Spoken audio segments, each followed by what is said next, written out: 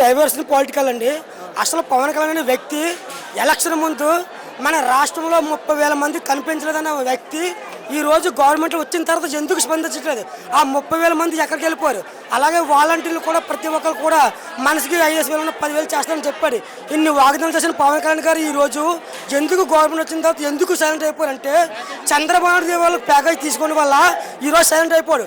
అంత దమ్మున్న లీడర్ అయితే సింగిల్గా 175 నియోజకవర్గాలను పోటీ చేసి అతను ఎమ్మెల్యే కింద గెలాలి. అది లేదు, ఏమీ లేదు. కనీసం ఎప్పుడు చూస్తే డైవర్సిటీ పొలిటికల్ సినిమా షూటింగ్ అది సరిపోతుంది తప్ప ఈరోజు సూపర్ 6 హామీల్లోని ఏది నెరవేర్చారు? నెల చేస్తాం మొత్తం 5 లక్షలు 20 లక్షల ఉద్యోగాలు ఇస్తారన్నారు. 50 సంవత్సరాల తర్వాత పెన్షన్ ఇస్తారన్నారు. వాలంటీర్లకు 10,000 ఇస్తారన్నారు. ఇప్పుడు వచ్చి పెన్షన్ లేదు.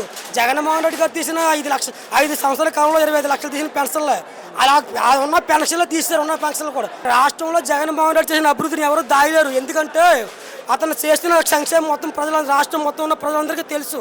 కాకపోతే మీ అంతటి మీరు సూపర్ 6 అమలు చేయకుండా మేము ఇష్టాసారంగా వెళ్ళిపోతామంటే అది ఊరుకోవడం జరగదు. ఎందుకంటే ఈరోజు ప్రజలు మీకు అధికారం ఇచ్చారు కాబట్టి మీరు ఇస్తున్న సూపర్ 6 హామీలు నెరవేర్చుకోవాలి. నెరవేర్చలేరు కూడా. మీరు ఒక జగన్మోహన్ రెడ్డి గారి మీద చేసిన ఇవన్నీ చేయలేదని చెప్పుకోవడం తప్ప వాళ్ళు అయితే మద్యం క్వాలిటీ అనేది అప్పుడు ఎలా ఉంది, ఇప్పుడు ఎలా ఉంది?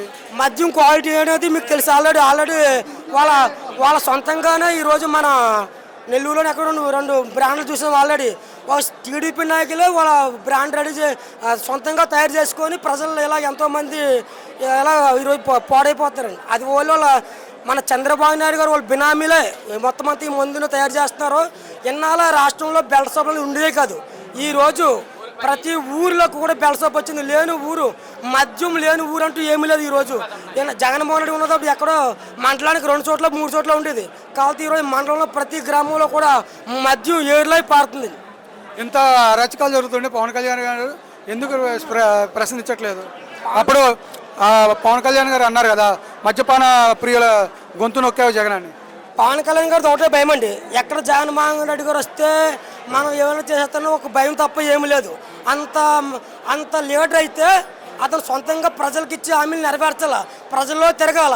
ఏ రోజు మేము ఎప్పుడు కూటమి అంటే ఇడిపోము, ముగ్గురు కలిసే ఉంటామన్నారు తప్ప విడిపోతే ఓడిపోతామని భయం పుట్టించారు. కాబట్టి ఈరోజు విడిపోవడం కూడా భయపడుతున్నారు.